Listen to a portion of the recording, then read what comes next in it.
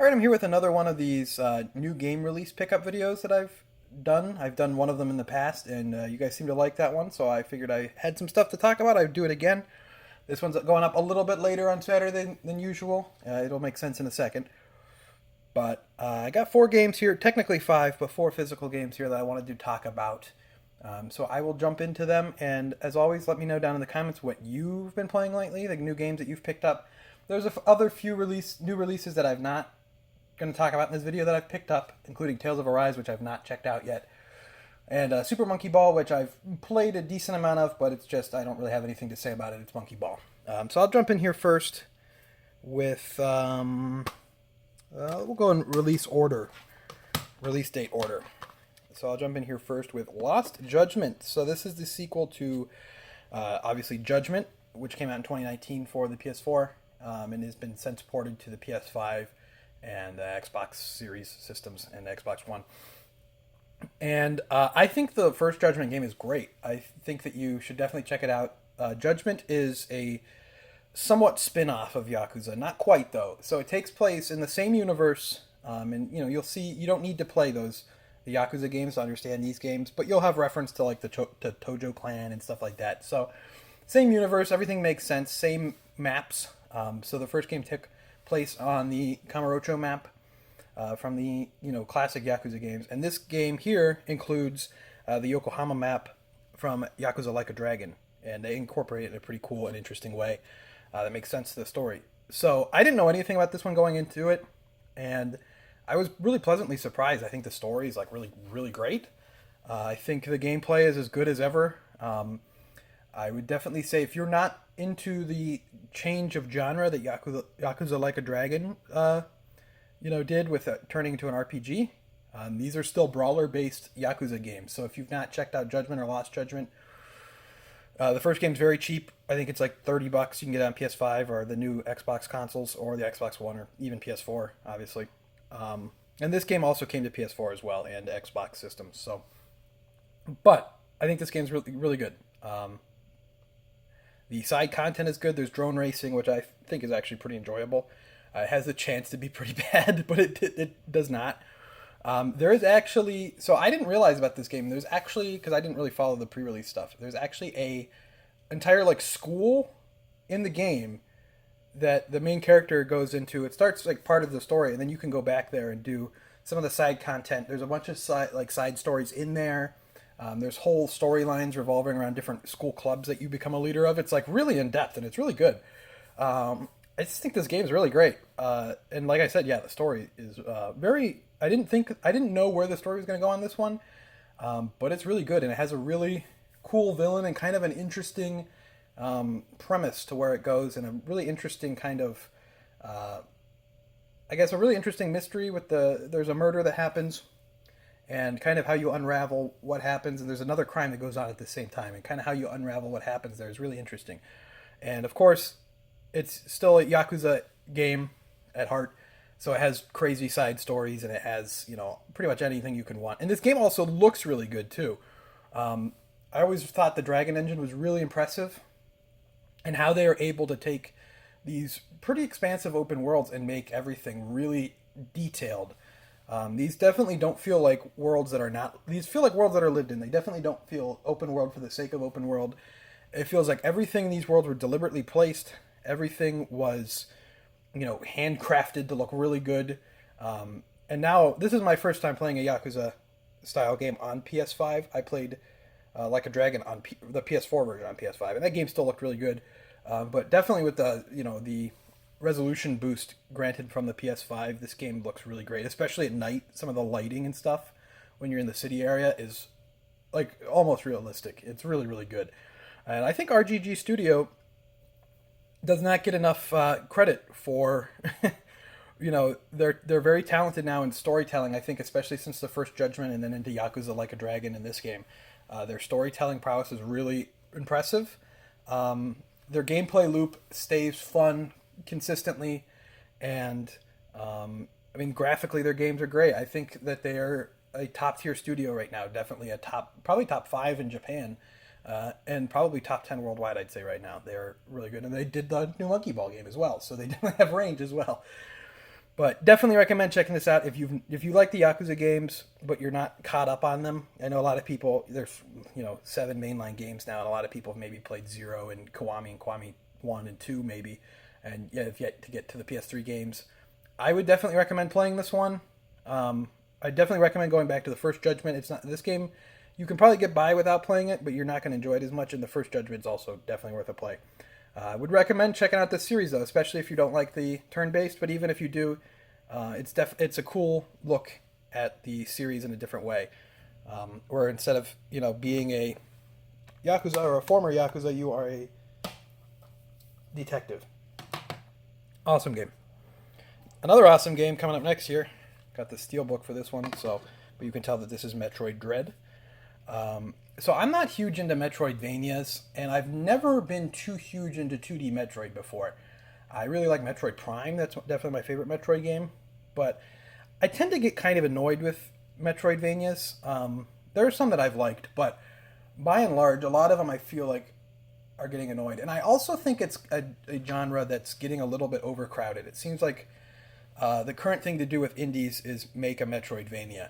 And Metroid could have fallen in this weird place where it's not as good as the games that have come out since. This game could have come out, and Mercury Steam could have made a perfectly fine game, but people would have been like, "Oh, it's not as good as Hollow Knight. It's not as good as whatever." So, luckily, Mercury Steam made a very, very, very good game. They made a great game. I find Mercury Steam very interesting. They're in Spain. They did the Castlevania Lords of Shadows games and the 3DS. They did the 3DS Castlevania Lords of Shadow Mirror of Fate, which is not very good. And then they did Samus Returns, which is largely kind of forgotten because it came out after the Switch came out and it came out on 3DS. But for all accounts, it's still a good game. I didn't really play too much of it, but I really think Metroid Dread is fantastic. I think it's really well designed. I think it feels great to play. Samus's movement in this game feels incredible. Just the movement and the progression feels good. It doesn't ever feel too linear. It feels like it does a really good job at guiding where you need to go without being too obvious of where you need to go.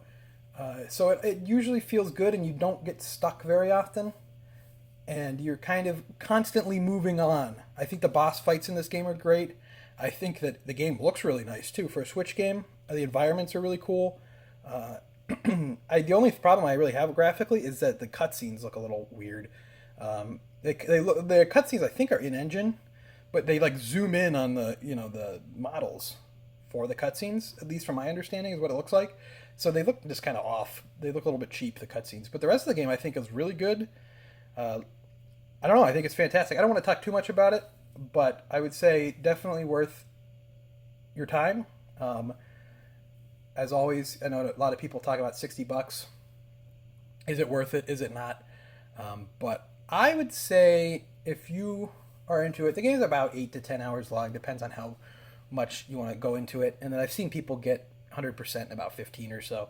If that's something you're interested in, that's not really something interesting for me. But one of my biggest complaints, however, is sometimes the controls can get a little bit overly complicated. And when you're in sections where you need to kind of move fast, it can get a little bit convoluted. I know there's some movements, and you get later in the game some abilities where you have to do like 3 button presses at once, and it's kind of like, it's kind of a pain, but nothing too big of a deal. I also don't like the Shine Spark button mapping where you have to press down on the stick to get it to activate. It's a little bit annoying to get that to work. And if you need to get it to work like very precisely, it doesn't always work. I wish it was a better button placement. But other than that, I think the game is great. I think Mercury Steam really knocked out of the park, and I think they're working on something, I think, with 505 Games now. Either 505 or Epic, I can't remember. But I think Nintendo would be smart to really lock them down. And I would like to see Mercury Steam actually tackle maybe a Metroid Prime 5. I know Retro's working on 4. But I would like to see Retro work on another game again. And maybe, Mercury Steam has done 3D games. They did, Lords of Shadows. So it might be interesting to see them do the Prime series and take that over, or just become the 2D Metroid developer.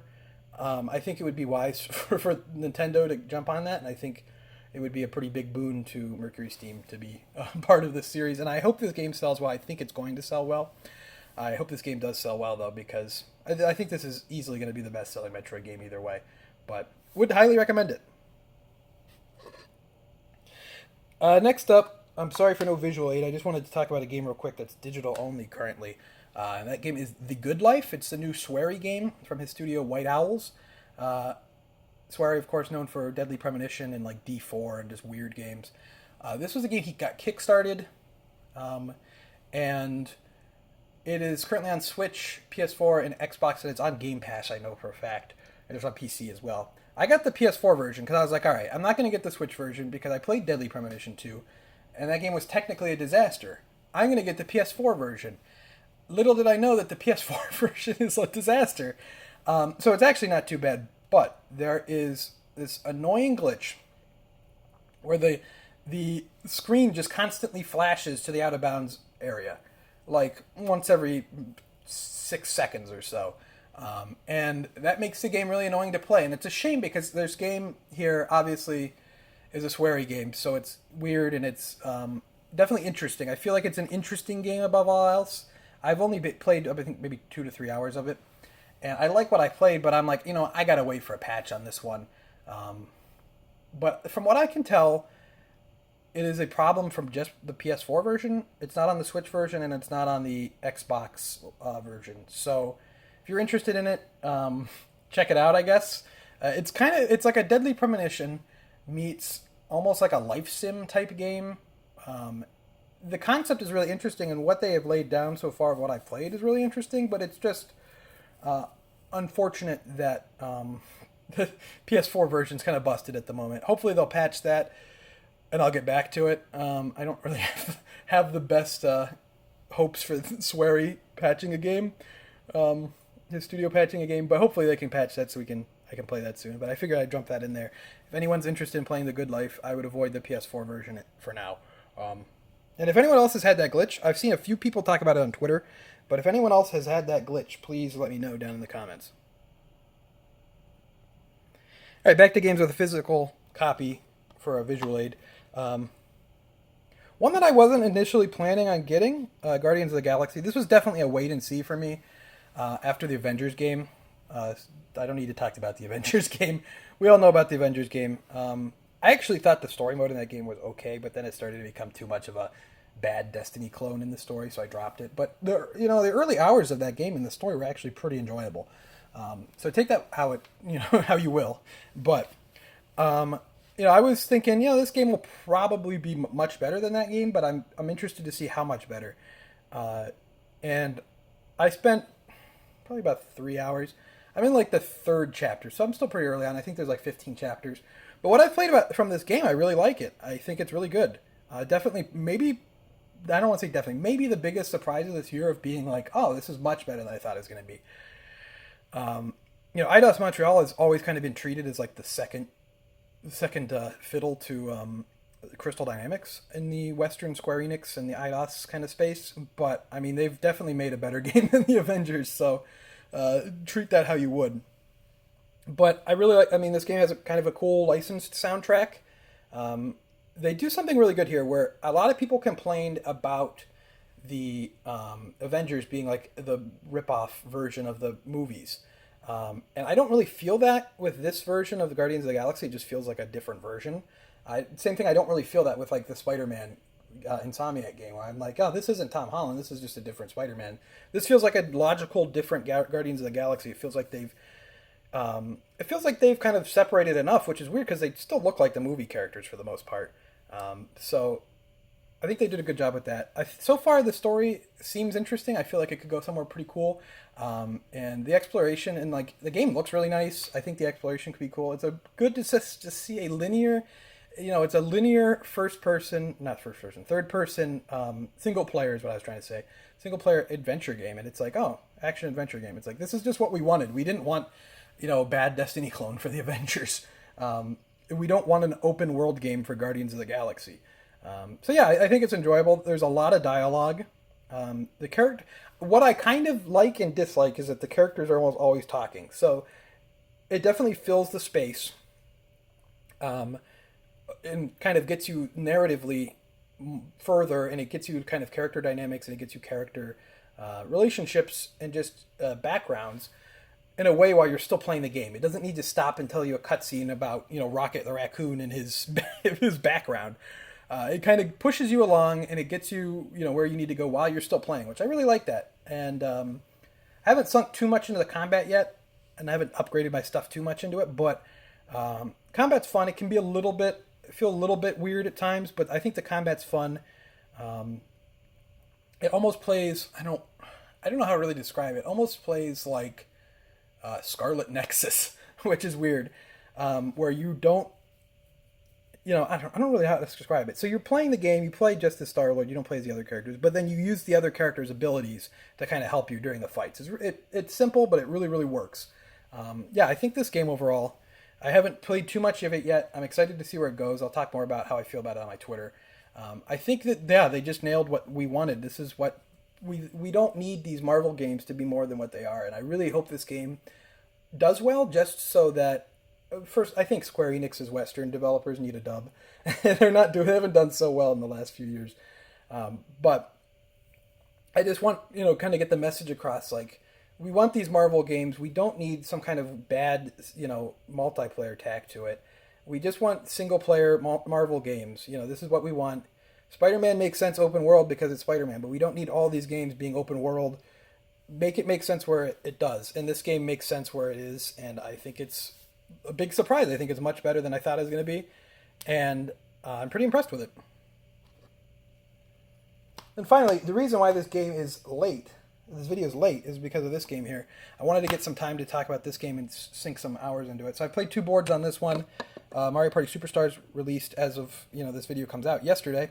I've played online with friends, and plan to play more online with friends over the coming weeks or whatever. And this is what we wanted, Nintendo.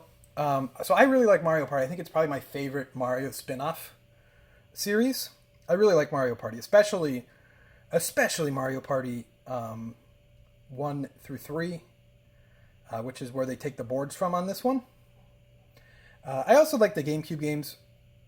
Mainly 6 I really like on GameCube, but I think really Mario Party 1 through 8, I don't think you can really go wrong with too much. Where you start going wrong is the just terrible Mario Party 9 and awful, like even worse Mario Party 10. And Super Mario Party was a step in the right direction, but it just got so many things wrong. And it's like, Nintendo, what we want is just classic Mario Party with online play. And they gave us that. It's safe, it's pretty simple, but it is boards from Mario Party 1 through 3. It is classic mini games that make sense. You're not holding the Joy-Con sideways and playing only with that. There's no motion controls. Play with the Pro Controller. It makes sense. It is what we wanted. It's a huge dub for us Mario Party fans. Mario Party fans, rise up, because we got the game we wanted. So far, the online's been good. It's a little laggy occasionally. It disconnects, but you can. It'll save, I think, after every turn, so you can return to that with your friends and rejoin that, which is nice. I remember in Super Mario Party on the online, if it disconnected, the game was just over. So that's at least nice, a step in the right direction.